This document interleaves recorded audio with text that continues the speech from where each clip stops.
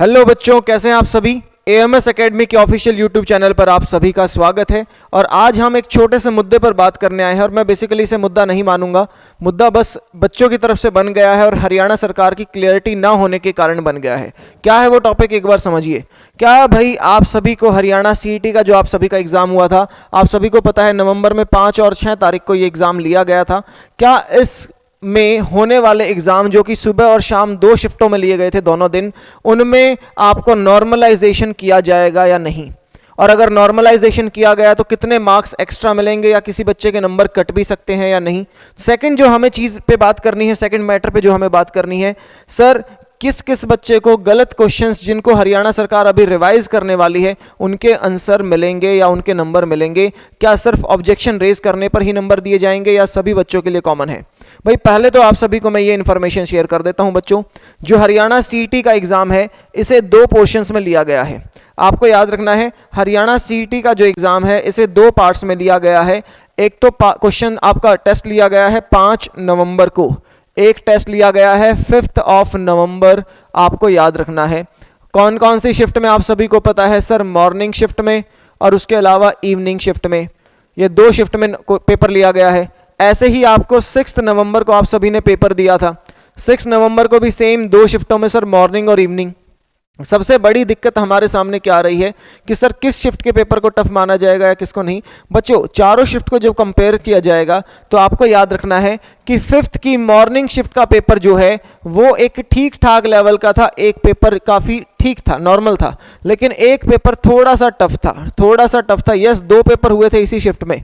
और इवनिंग की शिफ्टों के, चाहे वो 5 तारीख को हो चाहे आपके 6 तारीख को हो, दोनों ही मेरे अकॉर्डिंग इजी पेपर्स आए थे। ये मेरा अपना एनालिसिस है, ये बच्चों से पूछा गया फीडबैक है कि इजी पेपर आए थे। ऐसे ही जो 6 तारीख की मॉर्निंग की शिफ्ट थी, इसमें भी पेपर का जो लेवल है वो टफ था या थोड़ा सा हार्ड था as compare to other shifts. तो भाई आप सभी को ये पता होना चाहिए कि जिस बच्चे का जिस शिफ्ट में भी पेपर है उसको क्या फायदा मिलने वाला है।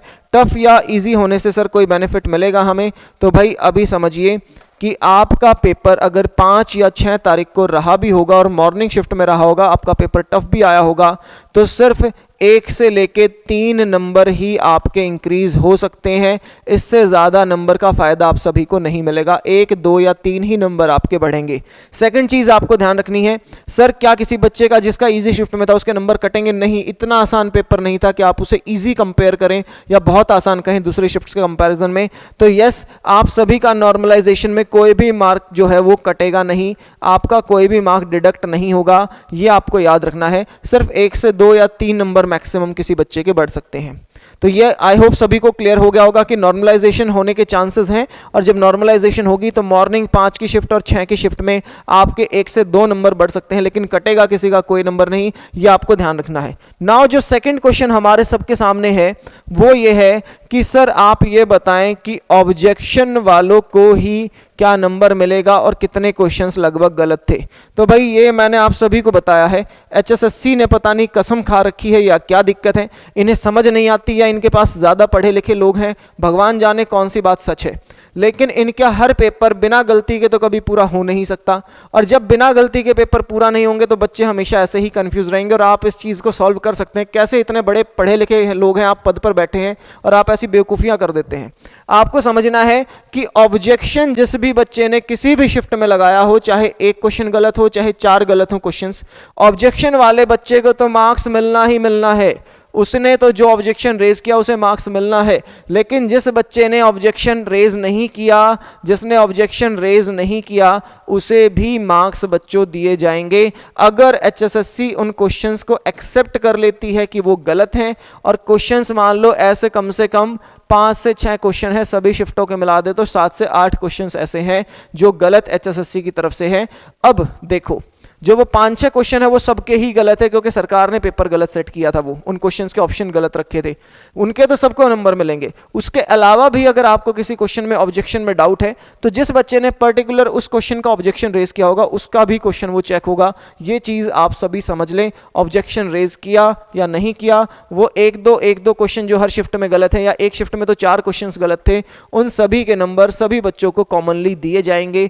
ऑब्जेक्शन रेज करने का कोई एक्स्ट्रा बहुत बड़ा फायदा नहीं है और ना रेज करने से आपको कोई नुकसान नहीं हुआ है। अब मेरी HSSC से प्लीज़ रिक्वेस्ट है, आपने NTA एजेंसी भी रख ली, आप एग्ज़ाम अच्छे से कंडक्ट कराने की बात भी करते हैं, तो प्लीज़ थोड़ा सा अपने एग्जामिनर्स को टाइट करें और कम से कम क्वेश्चंस को गलत सेट ना करें, बच्चों के दिमाग में नेगेटिविटी ना फैलाएं कि इसका आंसर कन्फ्यूजन कर दिया जाए। हरियाणा सरकार की तरफ से कोई पर्टिकुलर सिलेबस या कोई ना कोई तो मटेरियल लॉन्च होना चाहिए जिसको सोर्स मान के बच्चे ऑब्जेक्शन रेज कर सकें, अदरवाइज ऐसे ही कन्फ्यूजन रहेगी और ये परेशानी रहेगी। सो दो चीज़ों पर आज हम बात करने आए थे, दोनों चीज़ें हमने डिस्कस की हैं कि भाई एक तो आपके मॉर्निंग 5 और 6 की मॉर्निंग शिफ्ट का एग्जाम जो है वो थोड़ा सा टफ था, सो 1 से 2 नंबर आपको एक्स्ट्रा मिल सकते हैं नॉर्मलाइजेशन के। सेकंड चीज क्या थी कि सर ऑब्जेक्शन रेज करने पर ही नंबर मिलेंगे, नहीं, सभी को नंबर दिए जाएंगे, चाहे ऑब्जेक्शन रेज किया हो चाहे ना किया हो, जितनों को भी HSSC गलत मानेंगे उन सबको किया जाएगा। अब क्वेश्चन ये है कि सर सच में कुछ नंबर होना भी है, चेंज होने हैं या नहीं होने, तो भाई याद रखिए HSSC ने जो आंसर की CET की अपलोड की थी स्टार्टिंग में, जब इन्होंने रिजल्ट अनाउंस किया था, आंसर की लॉन्च की थी, उसके बाद 2 दिन के अंदर अंदर इन्होंने अपनी वेबसाइट से आंसर की को डिलीट कर दिया और रिवाइज होकर जल्दी ही एक आंसर की आप सभी के सामने आएगी। सो अपनी प्रिपरेशन में जुट जाएं। जिन बच्चों को लगता है कि हम बॉर्डर लाइन पे 1-2 नंबर से रह गए हैं, वो भी समझ लें कि आपको वो 1-2 नंबर मिल सकते हैं। प्लीज़ अपनी प्रिपरेशन ना छोड़ें और आप AMS एकेडमी के साथ भी अपनी प्रिपरेशन कर सकते हैं। और 2 तारीख का स्कॉलरशिप टेस्ट तो आप सभी को पता है, नहीं पता तो वेबसाइट पर जाओ, इस AMS एकेडमी के यूट्यूब चैनल पर और सारी डिटेल्स ले लो और आई होप इसमें कोई दिक्कत नहीं होगी। जिसको फिर भी कोई ऑब्जेक्शन आप नीचे कमेंट बॉक्स में लिख सकते हैं अपनी क्वेरी और वहां से आपको आंसर मिल जाएगा। Thank you very much. जय हिंद।